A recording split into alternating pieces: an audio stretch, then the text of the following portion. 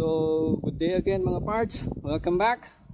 This time, pupunta tayo ng DNR, Department of Environment and Natural Resources, and magsasubmit tayo ng ating request for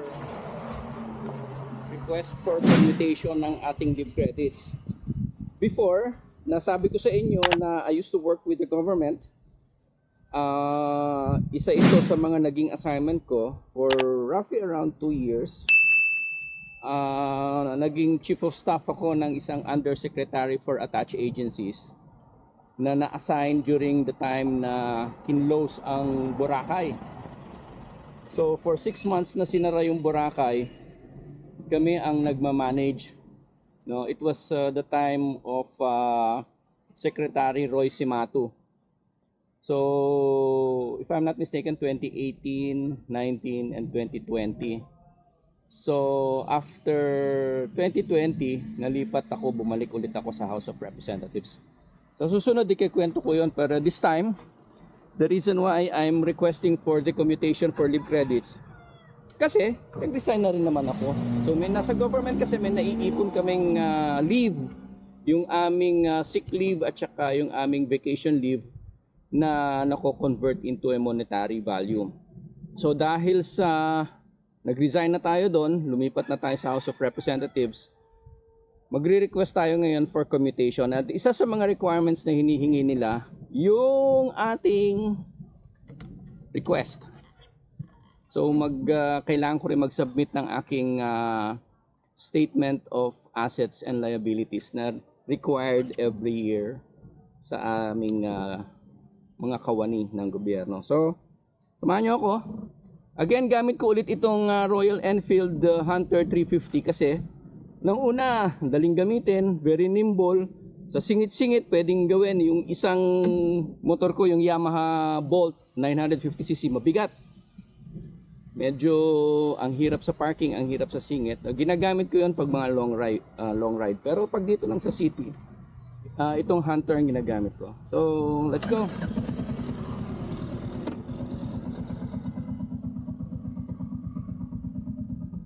Again, babadyan naman ng ulan. Sana hindi tayo ulanin.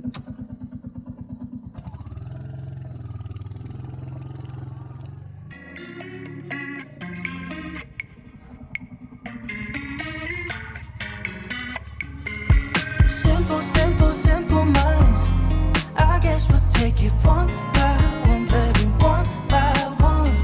Just different kinds. We'll try to take it one by one, baby, one by one. Too many problems, I'm already lost, yeah. My baby, I do. I miss you too many nights. I miss your colorful lights. I think I love you too much. I miss your blueberry eyes. Fine. I play the memories over. Just tell me, my mind. I'm trying to keep it in sober. Oh, simple minds. I guess we'll take it one by one, baby, one by one. Just different kinds. We'll try to take it one by one, baby, one by one. I keep stepping off all times I'm laughing over. I keep wanting you too long. I keep tripping on myself, thinking you're my lover. I've been way too long. Honestly, baby, I can't tell you why we can't be standing by each other's side. I wanna know my true feelings inside. Give me some time. We'll bring it in a simple minds. I guess we'll take it one by one, baby, one by one. Just different kinds. We'll try to take it one by one, baby.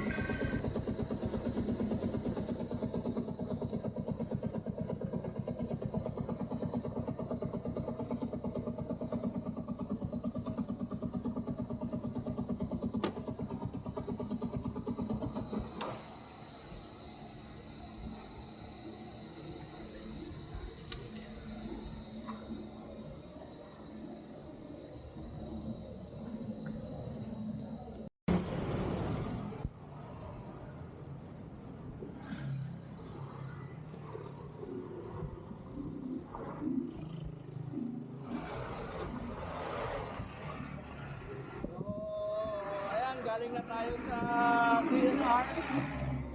Next activity natin is pupunta tayo sa UP. Kasi just recently, nag-enroll ako sa isang subject na actually, matagal ko na siyang gustong gawin. In fact, yan ang gusto kong course sa UP before. Yung International Studies. So, nakatanggap tayo ng email galing sa DEL, Department of European Languages, na pasok tayo sa kanilang short course na Spanish 1. So, ito yung isa sa mga bucket list ko na gusto kong gawin. So, again, samahan nyo ako. Punta tayong UP, mag-i-enroll ulit tayo. Maging estudyante ulit tayo. Nandiyan ang PNR, dating opisina. Tapos na tayo dyan, punta tayong UP.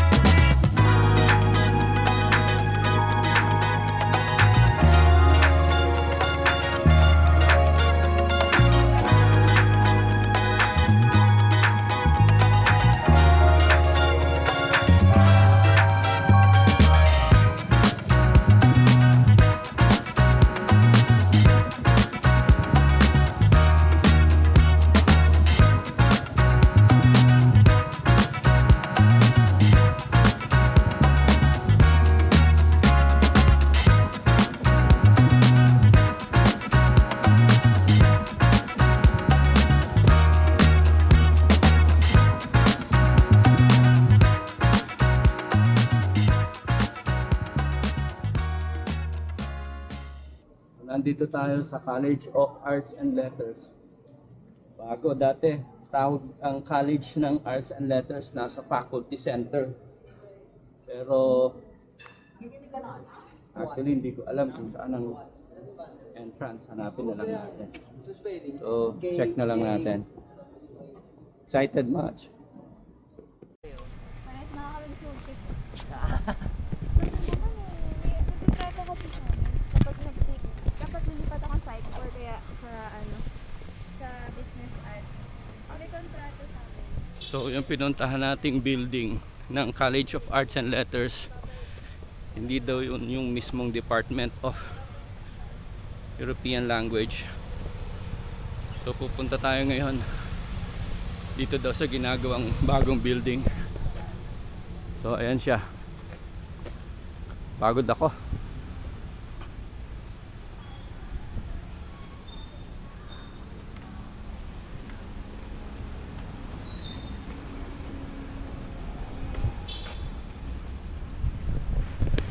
Ayan, hindi ko alam kung kakaliwa tayo dito. So, itong mga estudyanteng to, I'm a student.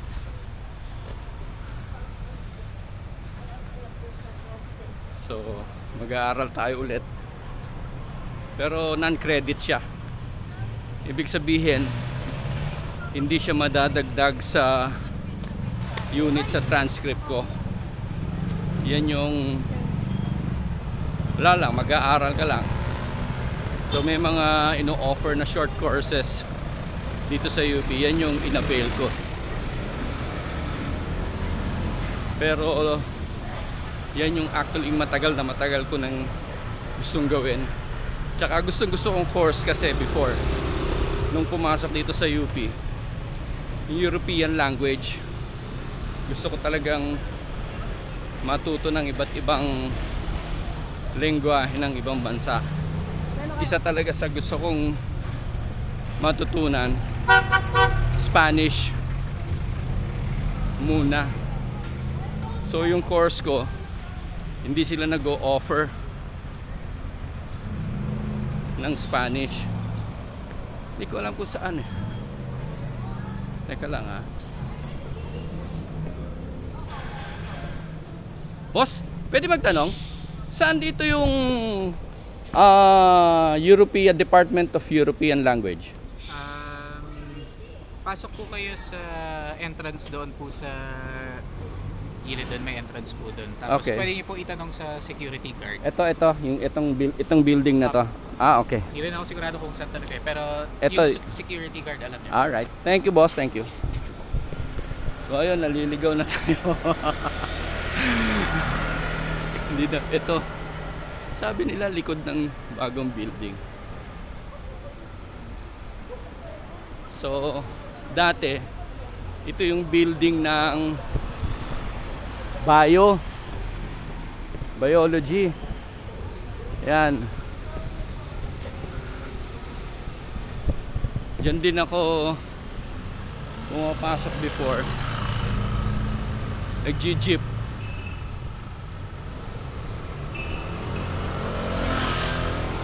Access to Palma Hall. Yan.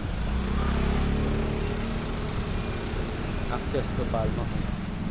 Hindi ko alam kung dito ata eh. So, tingnan muna natin ha.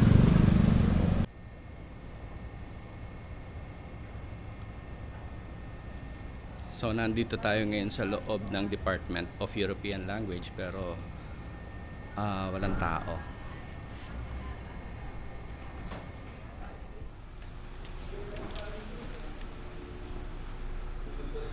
Alright. So, at this point, tayo ay isang official student ng UP again. So, ito na po ang aking binayaran. Napakamahal, 4,500. Yan ang tuition fee dito sa UP. Okay? So, again, maraming salamat mga taxpayers. Ako ay pinag-aaral nyo ng second course. So, again, tapos na tayo dito sa UP. Nandito ang cashier's office. Hindi pa rin nagbago. So, ano bang pwede nating magbabayad tayo ngayon ng ating smart telepono. Yeah. So, let's go.